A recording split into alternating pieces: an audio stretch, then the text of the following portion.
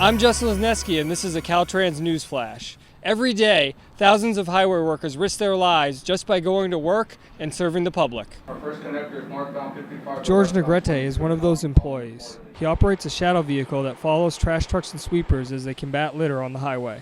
There's a lot of, debris, there's a lot of things that fall out of, vehicles, that are not strapped correctly. His job is to protect highway workers who are picking up garbage in front of him from other vehicles. A lot of people, that don't know what the operation, consists of is, we got people on foot, in front of us.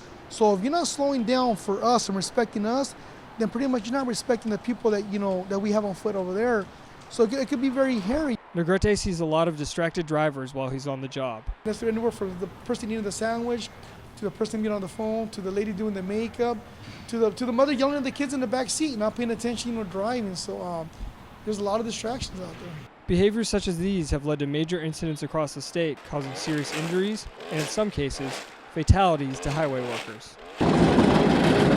Whether crews are out clearing snow to keep the roads open, working on a construction project, or doing routine maintenance operations, Negrete urges motorists to be alert, move over, or slow down for the cone zone.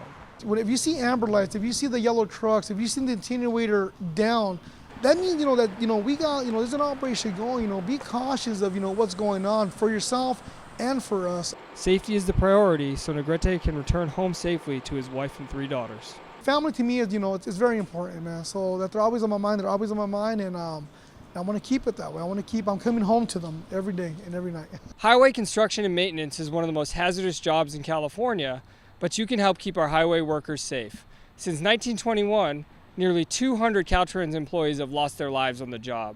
Caltrans honors those employees with a Workers' Memorial every year in the state capitol. With a Caltrans News Flash, I'm Justin Lesniewski.